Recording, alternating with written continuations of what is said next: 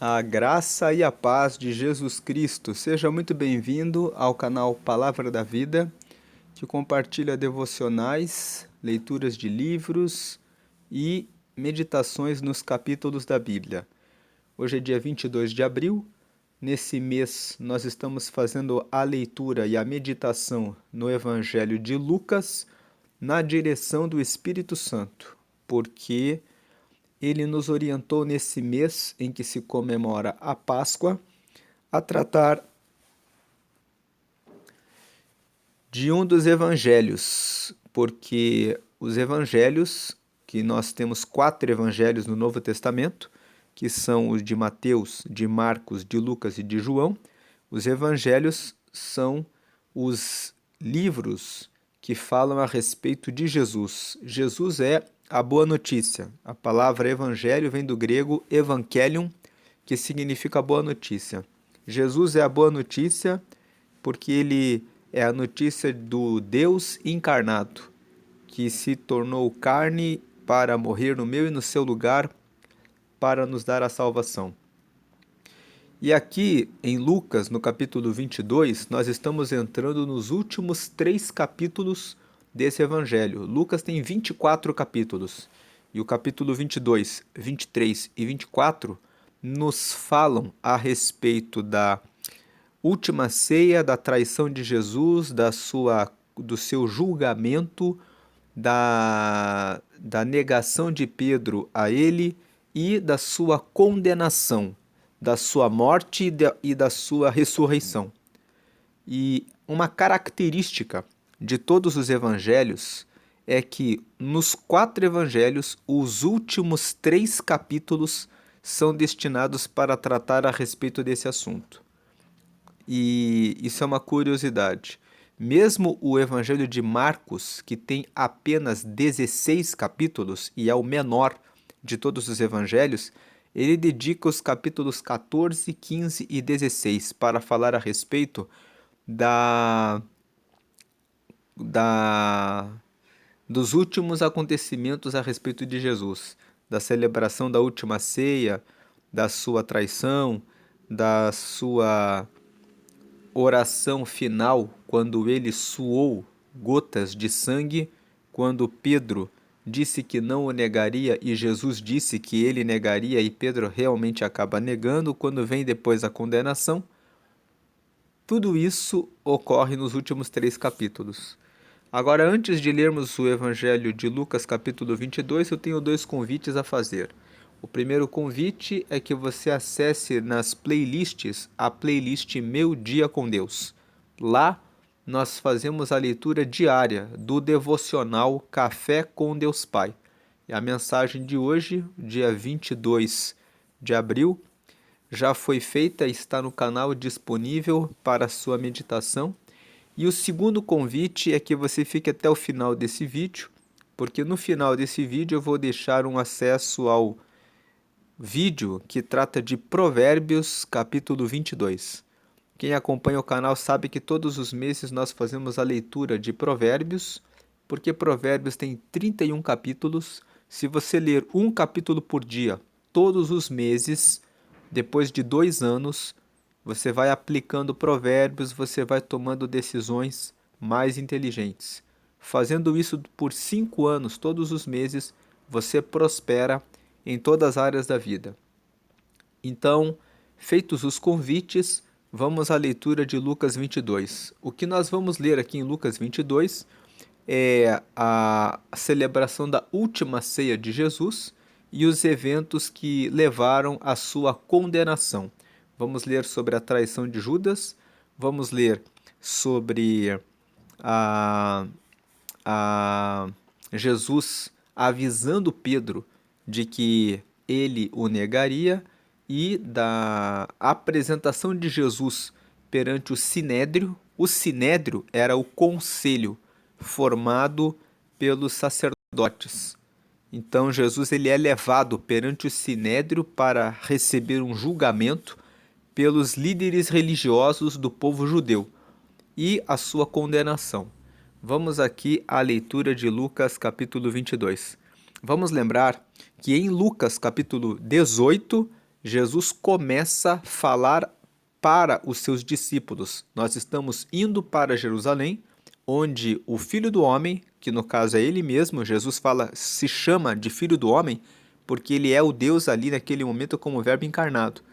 Ele fala, o Filho do Homem será humilhado, açoitado, cuspido, condenado e depois ressuscitará.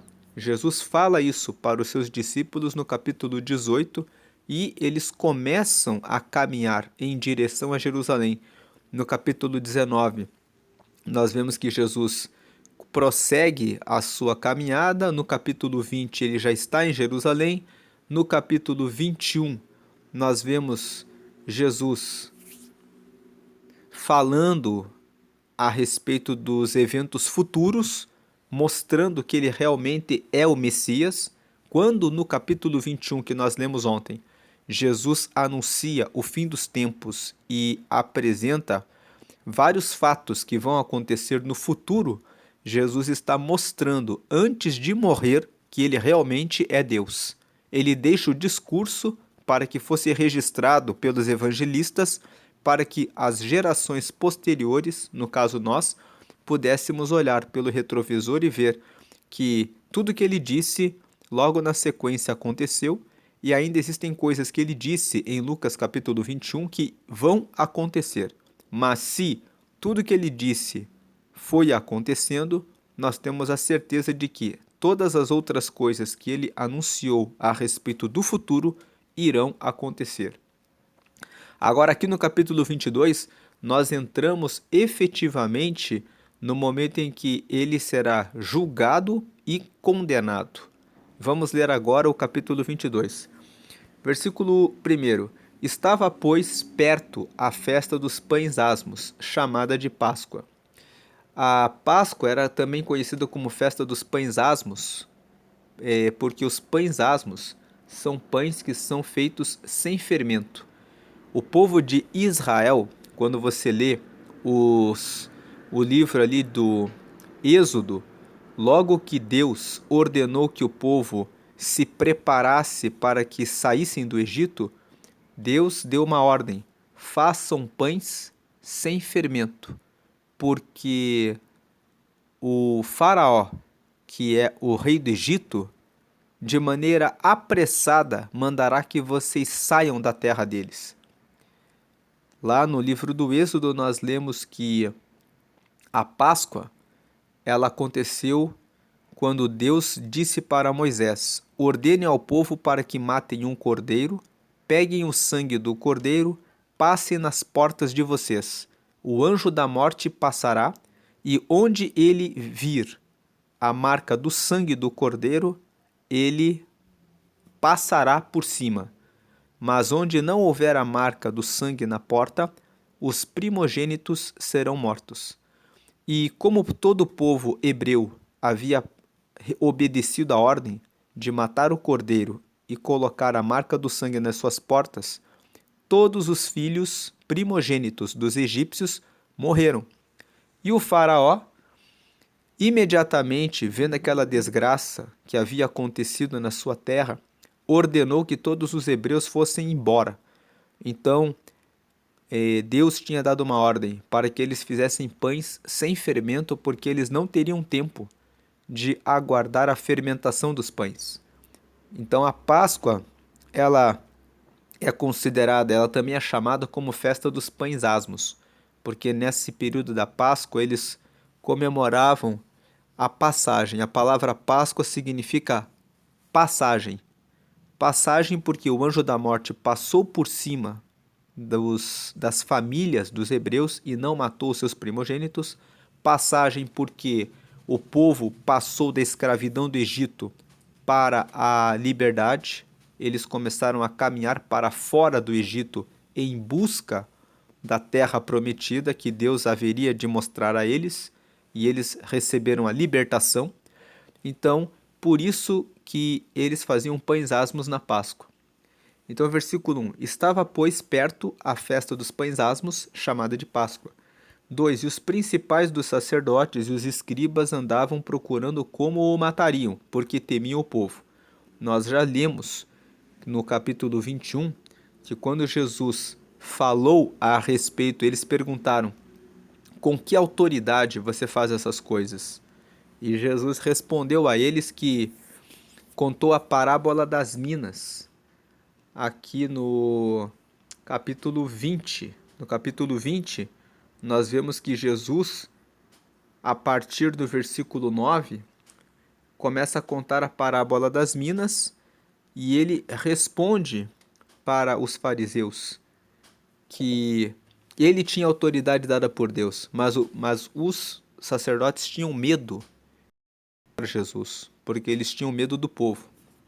Versículo 3: entrou, porém, Satanás em Judas, que tinha por sobrenome Iscariotes, o qual era do número dos 12. Versículo 4: e foi e falou com os principais dos sacerdotes e com os capitães, de como lhe entregaria. Aqui no versículo 4 tem uma curiosidade. Muitas pessoas perguntam quem eram esses capitães. Algumas pessoas pensam que esses capitães eram capitães do Império Romano, mas um esclarecimento aqui no versículo 4. Judas foi conversar com os principais dos sacerdotes e com os capitães de como lhe entregaria. No templo, nas sinagogas, onde havia o povo judeu, eles estavam escravos dentro do Império Romano. Só que Roma deixava que os povos morassem nas suas terras e trabalhassem e vivessem nas suas comunidades normalmente. Então, entre os judeus, no templo, havia capitães que eram guardas que protegiam o sumo sacerdote. Eles protegiam as autoridades das sinagogas. Então, esses capitães, eles não eram soldados e não eram capitães romanos. Eles eram capitães judeus que ficavam com de uma maneira bem simples, eles eram os seguranças do sumo sacerdote. Porque como o sumo sacerdote ali era uma autoridade entre o povo judeu, eles tinham esses seguranças. Então Judas foi e falou com os principais dos sacerdotes e com os capitães ali de como lhe o entregaria. 5, os quais se alegraram e convieram em lhe dar dinheiro. Versículo 6, e ele concordou e buscava oportunidade para lhe o entregar sem alvoroço. Então Lucas, no capítulo 22, do versículo 1 até o versículo 6 primeiro, começa falando a respeito da conspiração contra Jesus. Houve uma conspiração em que Judas, de acordo com o relato bíblico, Satanás entrou em Judas. E ele, sendo motivado por Satanás, foi até até os principais dos sacerdotes e os seus capitães e se ofereceu para entregar a Jesus. Versículo 7. Chegou, porém, o dia da festa dos pães asmos, em que importava sacrificar a Páscoa. Além deles fazerem pães asmos no período da Páscoa, eles comemoravam no dia 14 do mês, eles realizavam o sacrifício da Páscoa, em que eles matavam um cordeiro para poderem preparar a sua refeição. Então chegou exatamente o dia da Páscoa. E mandou, versículo 8, e mandou a Pedro e a João, dizendo: ide, preparai-nos a Páscoa, para que a comamos. Jesus, como todo e qualquer outro judeu fazia nessa época, mandou que Pedro e João preparassem a Páscoa. Versículo 9, e eles lhe perguntaram, onde queres que a preparemos? 10, e ele lhes disse, eis que quando entrardes na cidade, encontrareis um homem levando um cântaro de água. Segui-o até a casa em que ele entrar. 11, e direis ao pai de família da casa, o mestre te diz, onde está o aposento em que hei de comer a Páscoa com os meus discípulos? Versículo 12, então ele vos mostrará um grande cenáculo mobilado. Aí fazei os preparativos. Versículo 13, e indo eles acharam como lhes havia sido dito e prepararam a Páscoa. 14. E chegada a hora, pôs-se à mesa, e com ele os 12 apóstolos.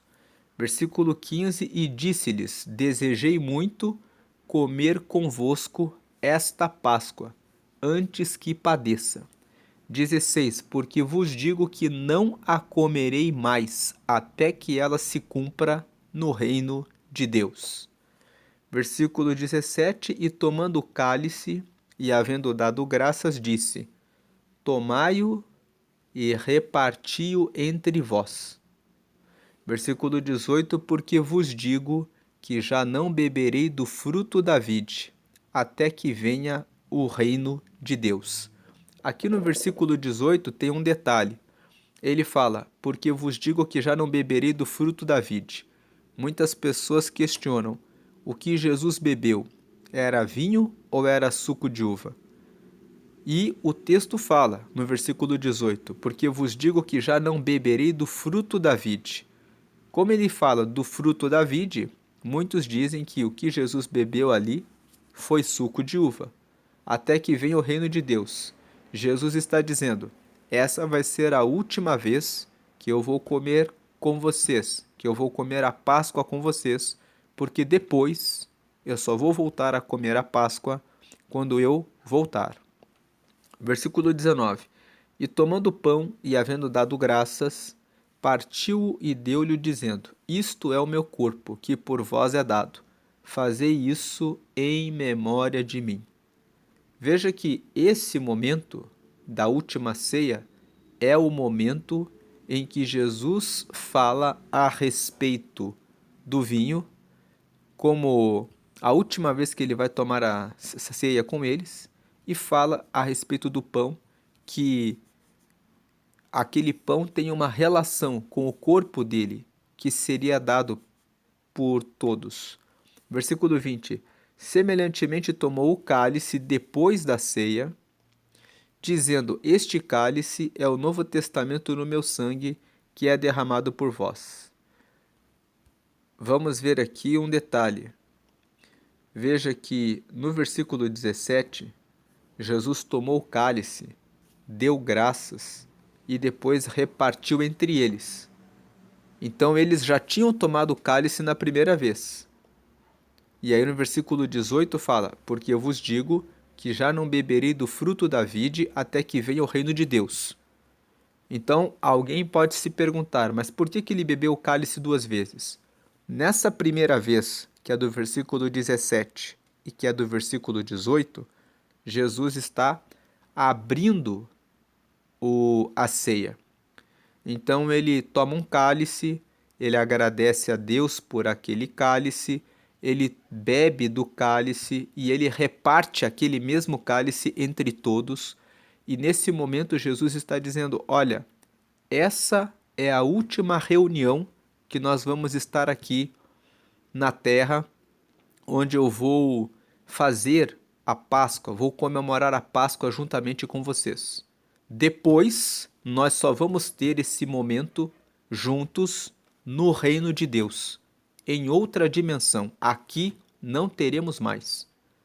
E aí sim ele inaugura um ensinamento que para os católicos é conhecido como Eucaristia, em que se come a hóstia e se bebe o cálice, e para os protestantes é conhecido como Santa Ceia, ou alguns chamam apenas de ceia, em que o pão é repartido e representa, simboliza o corpo de Cristo, e depois o suco da uva representa, simboliza o sangue de Jesus. Para alguns, o pão e o suco de uva, quando é apresentado a Deus, se transforma literalmente no corpo de Cristo e no sangue de Cristo. Essa teoria se chama teoria da transubstanciação, que os elementos naturais e físicos se transformam realmente no corpo de Cristo e no sangue dele.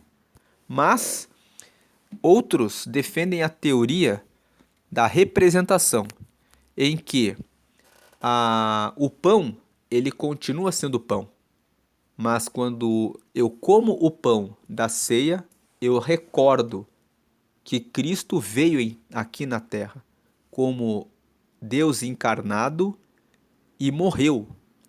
E o suco de uva simboliza, nos faz lembrar, recordar que um dia ele voltará. Então aqui, do versículo 17 e 18, ele está abrindo aquela ceia. Aí no versículo 19, tomando o pão, havendo dadas, partiu e deu-lhe dizendo: Isto é o meu corpo, que por vós é dado. Fazei isso em memória de mim. Então Jesus fala, agora ele está abrindo a Eucaristia para os católicos ou a Santa Ceia para os protestantes. Versículo 20. Semelhantemente tomou o cálice depois da ceia, depois que eles comeram o pão, dizendo: Este cálice é o Novo Testamento no meu sangue. Então Jesus está dizendo: agora, a partir dessa Páscoa, vai ocorrer um Novo Testamento. O testamento era fazer o sacrifício de cordeiros para relembrar a libertação da escravidão do Egito para a liberdade. Mas agora a Páscoa vai ter um novo testamento.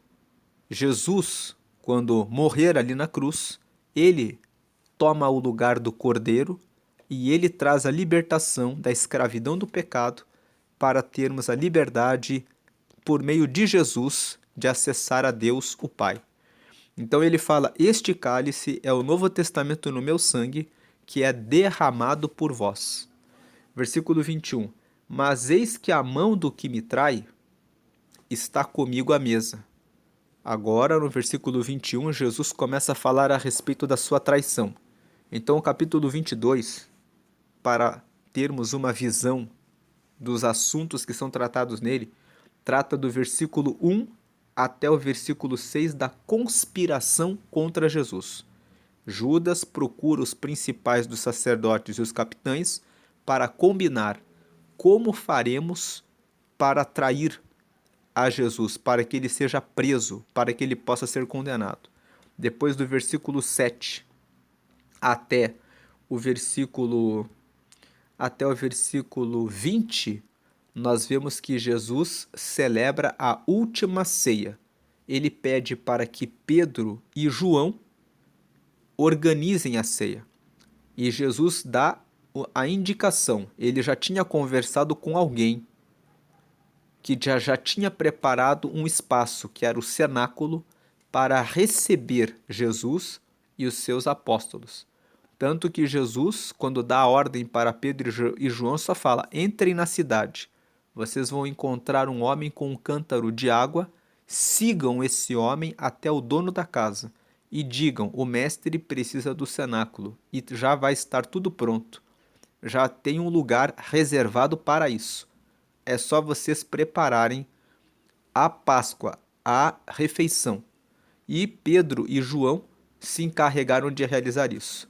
A partir do versículo 21, nós vemos como Jesus falando a respeito da traição. Então Jesus mostra que sabe que um deles o trairia. Mas eis que a mão do que me trai está comigo à mesa. 22. E na verdade o Filho do Homem vai segundo o que está determinado, mas ai daquele homem por quem é traído. Versículo 23. E começaram a perguntar entre si qual deles seria o que havia de fazer isso. Veja que quando Jesus fala: um de vocês vai me trair, eles começaram a conversar um com o outro, queriam começar a se olhar e dizer: quem é que vai trair? 24. E houve também entre eles contenda sobre qual deles parecia ser o maior. Então eles começaram a discutir quem ia trair e ao mesmo tempo começaram a discutir quem era melhor do que quem. Versículo 25. E ele lhes disse: os reis dos gentios dominam sobre eles, e os que têm autoridade sobre eles são chamados benfeitores. 26. Mas não sereis vós assim. Antes o maior entre vós seja como o menor, e quem governa como quem serve.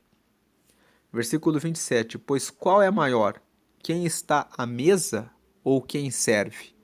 Porventura não é quem está à mesa? Eu, porém, entre vós, sou como aquele que serve. 28. E vós sois os que tendes permanecido comigo nas minhas tentações. 29. E eu vos destino o reino, como meu Pai me destinou. 30. Para que comais e bebais à minha mesa no meu reino e vos assenteis sobre tronos, julgando as 12 tribos de Israel. Aqui nós vemos que os 12 apóstolos serão aqueles que realizarão o julgamento das 12 tribos de Israel. Mas aqui tem um ponto. Judas traiu Jesus e ele depois se matou. Nós vamos ver isso na continuação da leitura. Então, quem seria o 12º? O 12º é o apóstolo Paulo, porque lá em Atos dos Apóstolos, no capítulo 9, nós vemos que ele foi convocado pelo próprio Jesus, já ressuscitado, em uma visão em que ele aparece para Paulo dizendo que ele chamou Paulo para ser o seu apóstolo. Mas não é Matias. Quando nós lemos Atos dos Apóstolos, nós vamos ver que os discípulos fizeram tiraram ali um nome dos que seguiam a eles desde o princípio, e eles nomearam Matias em lugar de Judas. Mas esse Matias que foi nomeado para ficar no lugar de Judas, ele foi escolhido pelos homens. Lendo toda a Bíblia, Jesus escolheu Paulo para assumir o cargo de apóstolo. Então, esses 12 discípulos julgaram as 12 tribos de Israel. Versículo 31. Disse também o Senhor: Simão, Simão, eis que Satanás vos pediu para vos cirandar como trigo. Versículo 32. Mas eu roguei por ti, para que a tua fé não desfaleça, e tu, quando te converteres, confirma a teus irmãos.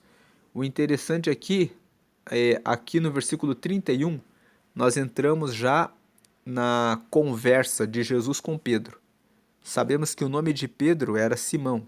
O Senhor começou a chamá-lo de Pedro, dizendo que ele seria como uma rocha, que ele seria que Pedro vem de Petros, que significa pedra, que significa rocha.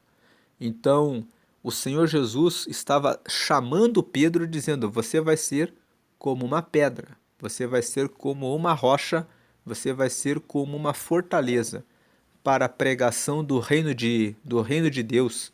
Como de fato o livro de Atos mostra que ele se tornou depois um grande defensor do Evangelho. Você pode ler Atos dos Apóstolos, capítulo 2, e Atos dos Apóstolos, capítulo 4, e você percebe ali que Pedro era um dos principais que defenderam o Evangelho depois da morte de Jesus. Mas aqui, na última ceia, quando Jesus está conversando com Pedro, ele fala: Simão, Simão, por que que Jesus chama Pedro aqui nesse momento de Simão, Simão? Ele está chamando a Pedro pelo primeiro nome, pelo nome original de Pedro. Porque quem deu o nome de Pedro para Pedro foi Jesus. Jesus está chamando ele de Simão, Simão, porque Jesus está dizendo: por enquanto, você ainda não é a rocha e a pedra, a fortaleza que você precisa ser. Nesse momento, você ainda está em aprendizagem, você ainda está dentro de um processo de transformação. Aqui hoje, nessa última ceia, você ainda não é o Pedro que eu chamei você para ser. Você ainda está como Simão. Simão, Simão, eis que Satanás vos pediu para você andar como trigo. Versículo 32, mas eu roguei por ti, ou seja, eu orei por você. Eu pedi para o Pai, para que a tua fé não desfaleça. Por que que Jesus orou ao Pai por Simão?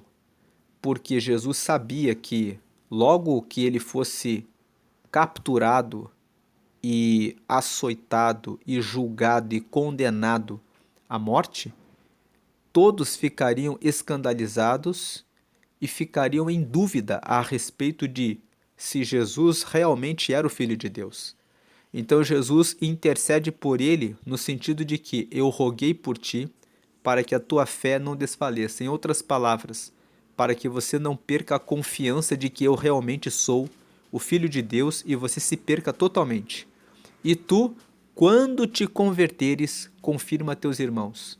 Jesus mostra que ele conhecia exatamente a situação espiritual de Pedro. Ele fala: por enquanto, você é Simão ainda. Eu te chamei para ser Pedro. Eu sei que você vai se converter e vai se transformar num gigante, que vai ser um Pedro, uma pedra, uma rocha, para a defesa da minha palavra. Mas por enquanto, você ainda não está pronto para o que haverá de acontecer. E tanto que o diabo pediu para cirandar, ou seja, para brincar com você. Mas eu roguei para que Deus não deixasse a sua fé desfalecer. E aí Jesus fala: e tu, quando te converteres, confirma teus irmãos. Ou seja, ajude, fortaleça os outros apóstolos e os irmãos. Versículo 33, e ele lhe disse: Senhor, estou pronto a ir contigo até a prisão e a morte. Nós vemos aqui que Pedro não tinha a percepção a respeito da fé que ele mesmo tinha. E numa aplicação prática, muitas vezes nós pensamos muito a nosso próprio respeito. Pensamos que estamos orando demais, jejuando demais, lendo a Bíblia demais, fazendo demais. E, na verdade, muitas vezes aqueles que estão envolvidos em muitas coisas ligadas ao reino nem sempre estão tão fortes quanto aparentam estar. Pedro andava, Simão, né, estava sempre andando do lado de Jesus. Quem olhasse do lado de fora para Pedro poderia pensar assim: ele é muito forte na fé, porque ele está sempre ao lado de Jesus. Além disso, Pedro era um dos três que eram mais íntimos de Jesus. Jesus andava sempre mais de perto com Pedro, Tiago e João. Então, muitas vezes você olha para o seu pastor, ou você que é católico olha para o seu padre e pensa assim: como ele é um homem de Deus, como essa pessoa é muito forte na fé. E nós não devemos olhar para os nossos líderes como se eles fossem intocáveis ou como se eles fossem o próprio Deus. Tem até pessoas que se desviaram da fé porque se apoiavam num líder religioso, num líder espiritual que de repente caiu em alguma situação de desvio de dinheiro ou de corrupção, ou porque se envolveu em um adultério ou se envolveu em algum escândalo dentro da igreja. E aí a pessoa fala: eu pensava que ele era um homem de Deus, agora que eu vi que não é, eu vou me desviar. Nós precisamos sempre lembrar que quem deu a vida por nós foi Jesus. Então Pedro, aqui, por isso que Jesus chama ele de Simão. É como se Jesus estivesse dizendo: por enquanto você não está pronto.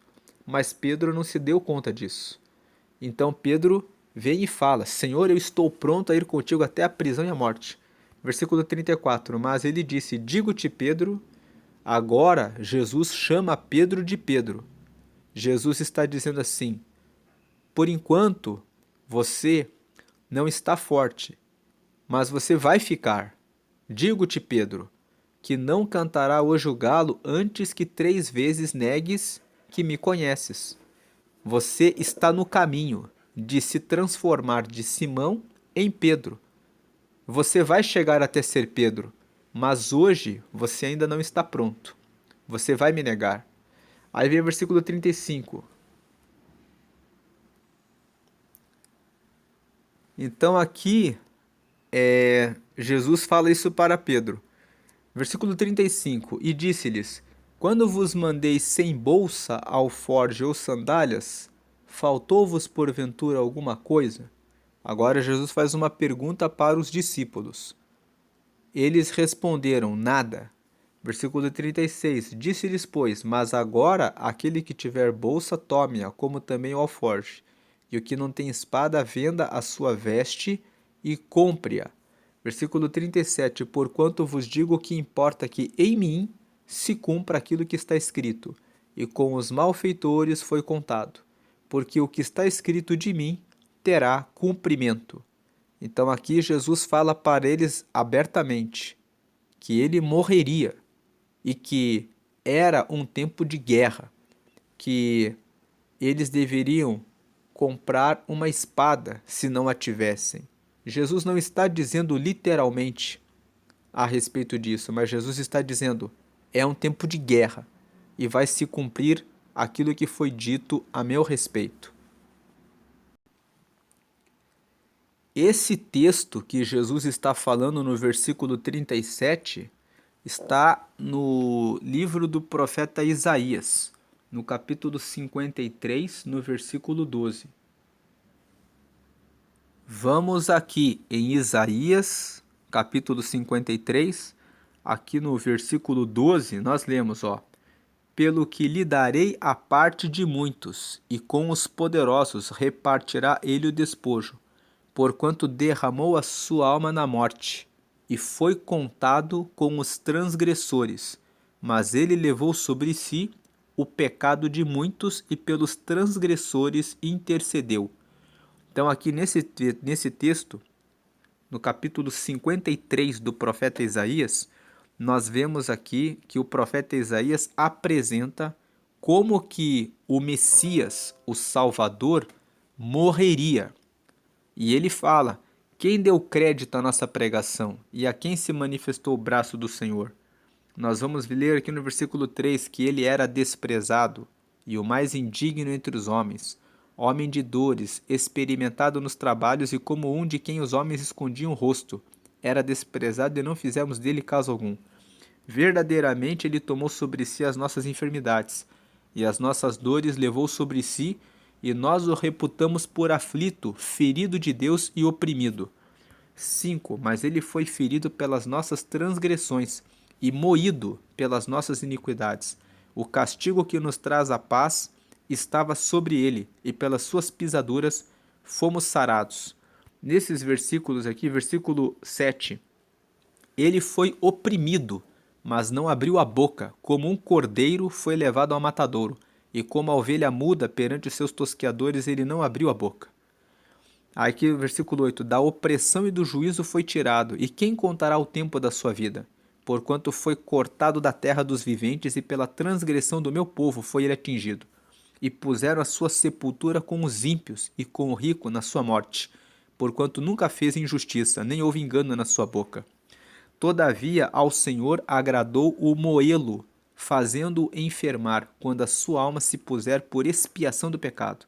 Verá a sua posteridade, prolongará os dias, e o bom prazer do Senhor prosperará na sua mão. Então nós vemos aqui o 11, o trabalho da sua alma ele verá, e ficará satisfeito com o seu conhecimento. O meu servo justo justificará a muitos, porque as iniquidades deles levará sobre si. Todo o texto de Isaías, no capítulo 53, apresenta a profecia a respeito de como Jesus morreria e de que ele seria crucificado, morto como um cordeiro, para trazer a salvação para todos. Retornando para Lucas, no capítulo 22, nós vemos agora que é disso que Jesus estava falando no versículo 37. Porquanto eu vos digo que importa que em mim se cumpra aquilo que está escrito. Jesus estava mostrando para os discípulos que ele era o Messias, que ele seria contado com os malfeitores, porque o que está escrito de mim terá cumprimento. Ele está falando a respeito do capítulo 53 do profeta Isaías, que tudo aquilo se cumpriria nele. 38. E eles disseram: Senhor, eis aqui 2 espadas. E ele lhes disse: basta. Versículo 39. E saindo foi como costumava para o Monte das Oliveiras, e também os seus discípulos o seguiram. Agora Jesus vai para o Monte das Oliveiras e nós vamos ver ele suando sangue. Ele vai orar.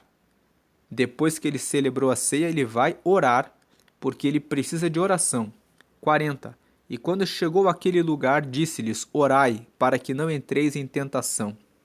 Qual a tentação que Jesus estava falando para os seus discípulos? A tentação de desistir, a tentação de não avançar, a tentação de deixar o propósito de lado, em razão do desafio do propósito. Vamos entender isso aqui nos próximos versículos. 41. E apartou-se deles cerca de um tiro de pedra e, pondo-se de joelhos, orava.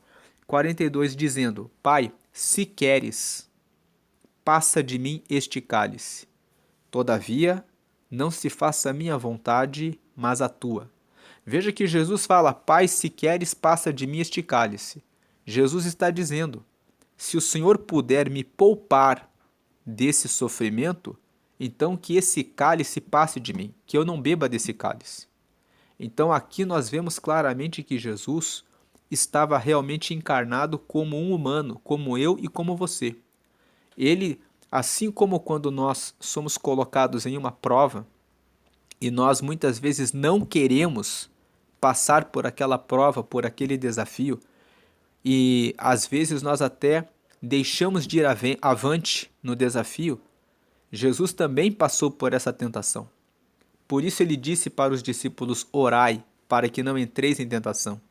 E ele foi orar e disse: Pai, se queres, passa de mim esse cálice, todavia, não se faça a minha vontade, mas a tua. Quantas vezes eu e você temos dificuldade de dizer: Pai, que não seja feita a minha vontade, mas a tua.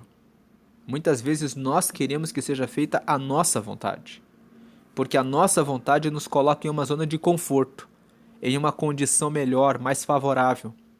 E muitas vezes nós não estamos disponíveis de maneira absoluta para o reino dele.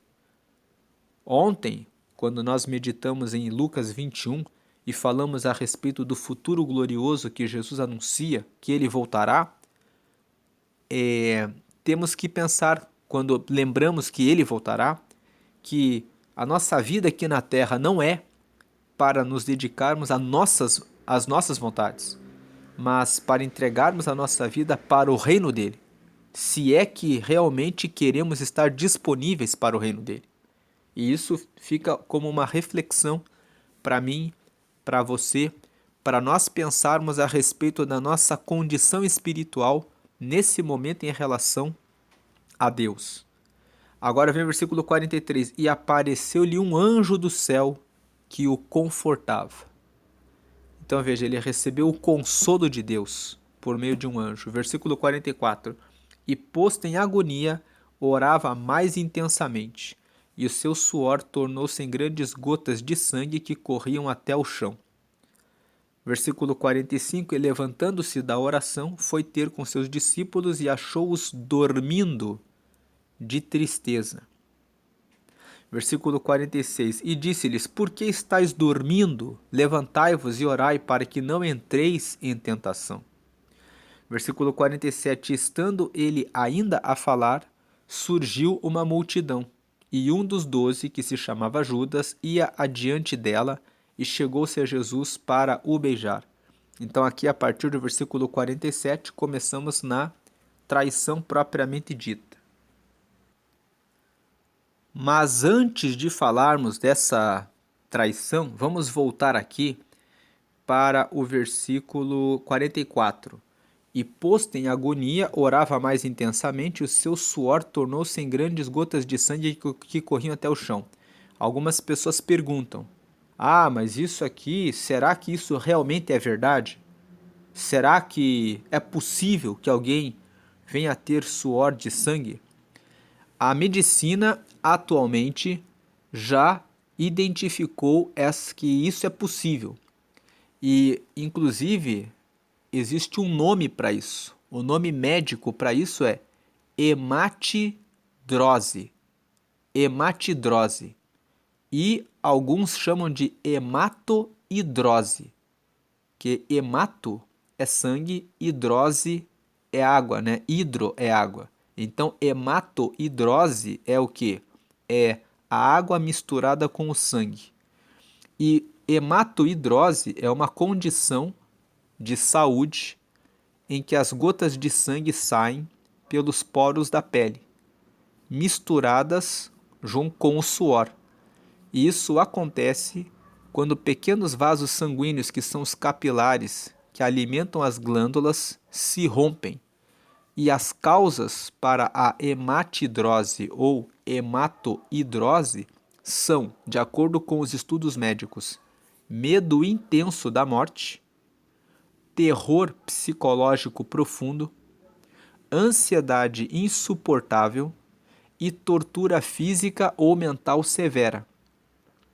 Então, os médicos dizem que a hematoidrose já foi documentada em estudos clínicos. Existem registros de soldados que estão em guerra, que foram colocados como prisioneiros no corredor da morte, e existem pessoas em situações de trauma emocional muito severo que suaram sangue. E isso pode acontecer do suor na testa, na face, no peito e outras partes do corpo. Então, esse versículo 44, ele não é uma invenção, porque algumas pessoas leem esse texto e falam: eu não acredito que isso é possível, mas isso já está provado cientificamente, que é uma condição rara, mas é uma condição que inclusive já existem relatos médicos a respeito disso. Aí, agora indo no versículo 47. No 47, estando ele ainda a falar, surgiu uma multidão, e um dos 12, que se chamava Judas, ia adiante dela e chegou-se a Jesus para o beijar. 48. E Jesus lhe disse: Judas, com um beijo traz o Filho do Homem? Vamos lembrar que Jesus se chamava de Filho do Homem. Ele falava a respeito dele mesmo como sendo o Filho do Homem, querendo destacar que ele era Deus, ele é Deus, mas naquele momento ele estava em forma humana. Então ele é como Filho do Homem. 49. E vendo os que estavam com ele o que ia suceder, disseram-lhe: Senhor, feriremos a espada? 50. E um deles feriu o servo do sumo sacerdote e cortou-lhe a orelha direita. 51. E respondendo Jesus disse: Deixai-os, basta, e tocando-lhe a orelha o curou. No outro evangelho, existe o registro de que o nome desse servo do sumo sacerdote era Malco, e que Jesus colocou a orelha dele no lugar, como diz o versículo 51 aqui. Versículo 52. E disse Jesus aos principais dos sacerdotes e capitães do templo, e anciãos que tinham ido contra ele: Saístes com espadas e porretes como para deter um salteador? 53. Tenho estado todos os dias convosco no templo, e não estendestes as mãos contra mim. Mas esta é a vossa hora e o poder das trevas. Jesus aqui está deixando claro: vocês só estão conseguindo me prender agora, porque agora é a hora de vocês. Em outras palavras, Jesus está dizendo: tudo está no controle do Pai. Nada do que está acontecendo aqui está fora do controle do Pai. Muitas vezes, quando nós estamos passando situações difíceis, quando chega o momento do beijo da traição, algum colega de trabalho, algum parente, algum familiar, ou às vezes até o cônjuge, o marido ou a esposa, fazem alguma coisa que pode gerar uma dor ou um sofrimento porque faltaram com a verdade em relação a alguma coisa, e aquilo está fora do nosso controle. Mas isso que estava acontecendo com Jesus, Jesus fala: eu tenho controle sobre todas as coisas. Versículo 54. Então, prendendo-o, o levaram e o meteram em casa do sumo sacerdote. E Pedro seguia-o de longe. 55. E havendo-se acendido fogo no meio do pátio, estando todos sentados, assentou-se Pedro entre eles. Agora nós vamos ver a traição de Pedro, né? Quando Pedro nega Jesus por 3 vezes. Veja que como foi que aconteceu a traição de Pedro. Vamos prestar atenção aqui nesses detalhes. Versículo 54. Jesus foi preso, levaram, meteram na casa do sumo sacerdote, e Pedro seguia-o de longe. Quando que começa a nossa queda no nosso relacionamento com Cristo? quando nós o seguimos de longe. Pedro, antes de cair e negar a Jesus 3 vezes, ele começou a segui-lo de longe. Então, o versículo 54 nos traz uma reflexão. Como está o nosso relacionamento com Deus? Você tem seguido ele de perto ou de longe? Está orando para que você não entre em tentação? Está orando para ter uma grande relação com Deus, para que quando vier a tentação você tenha força para fazer como Jesus e dizer: vamos avante, e conseguir suportar a provação? Aí vem o versículo 55. E havendo-se acendido fogo no meio do pátio, estando todos sentados, assentou-se Pedro entre eles. Segunda característica de quem vai cair. Primeiro, segue a Jesus de longe. Segundo, eles acenderam o fogo e aquelas pessoas que estavam no pátio, elas não eram por Jesus. Elas estavam ali para acompanhar o que aconteceria com Jesus. E o Salmo 1 fala que bem-aventurado é o que não se assenta na roda dos escarnecedores. Pedro foi e se assentou entre eles, entre pessoas que não eram dos que estavam com o Senhor. Esse é o segundo ponto para tropeçarmos e cairmos da graça de Deus. Versículo 56. E como certa criada, vendo estar assentado ao fogo, pusesse os olhos nele, disse: esse também estava com ele. Veja que ele seguia Jesus de longe. Segundo, ele se reuniu com pessoas que não estavam na fé. E logo apareceu a criada para dizer: você é um deles.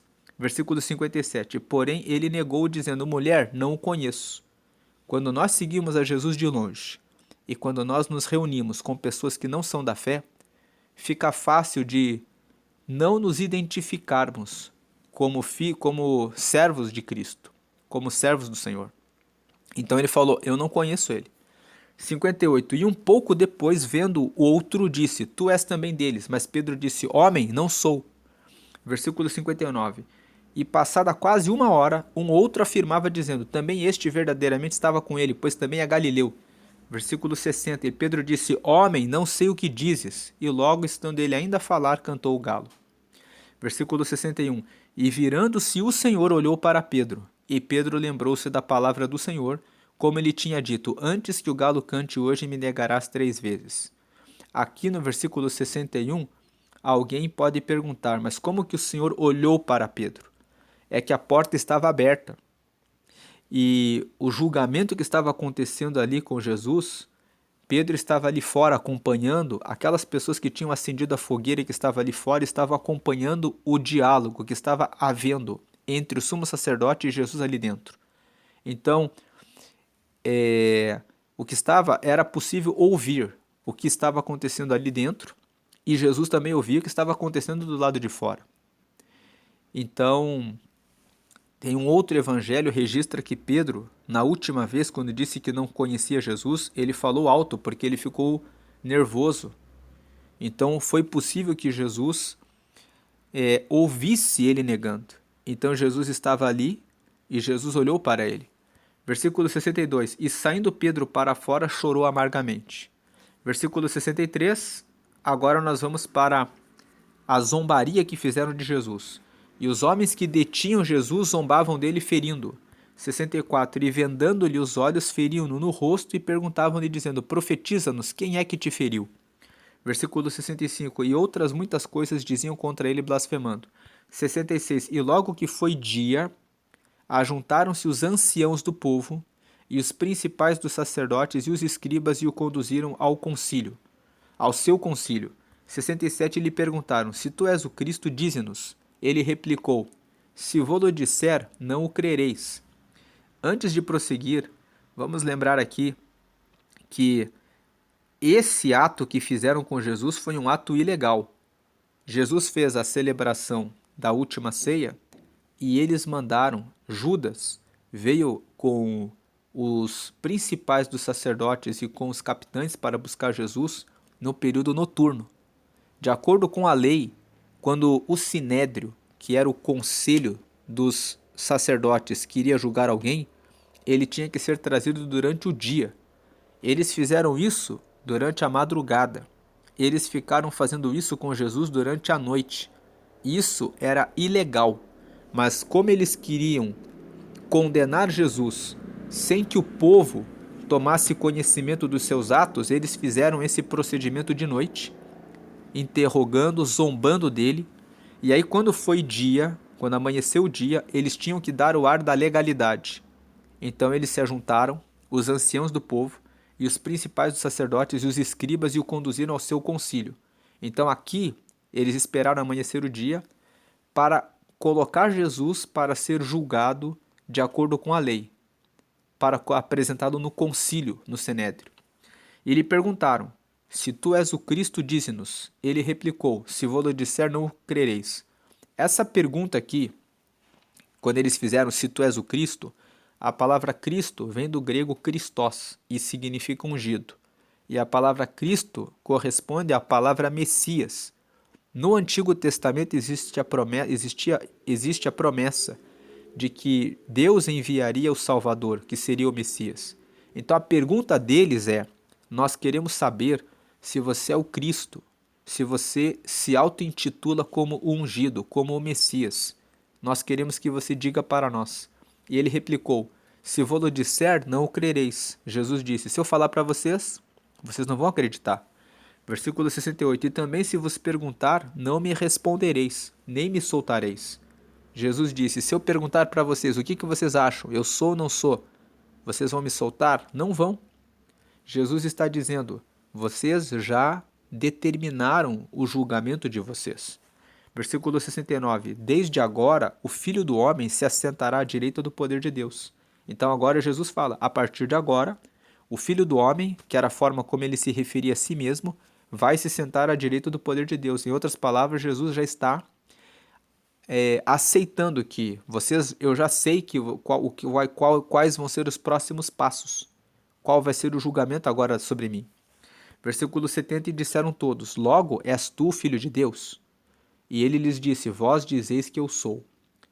Então, quando eles falam: então você está dizendo que você é o filho de Deus. E aí Jesus, ao invés de responder de forma direta: sim, eu sou, que faria com que ele fosse claramente condenado, ele prefere responder de maneira indireta: vocês estão dizendo que eu sou. Tanto que vocês me prenderam, tanto que vocês ficaram me seguindo a vida inteira, tanto que vocês ficaram o tempo todo atrás de mim e vocês colocaram esse concílio para fazer esse julgamento, me julgaram de noite e agora que vocês me colocaram no concílio de dia, para só dar o ar da legalidade. Vocês provam, pelos atos de vocês, que vocês me reconhecem como filho de Deus.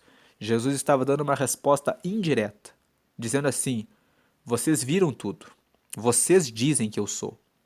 Versículo 71, então disseram: de que mais testemunha necessitamos? Pois nós mesmos o ouvimos da sua boca. Então eles entenderam que Jesus estava dizendo que era o Filho de Deus dessa forma. Então eles disseram: do que mais nós precisamos? Já temos ouvido da própria boca dele.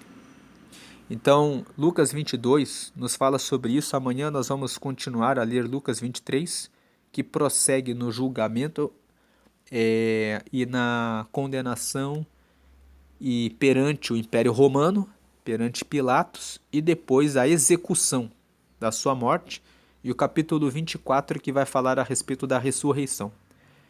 Deus abençoe a sua vida, hoje e sempre grandemente. Amém.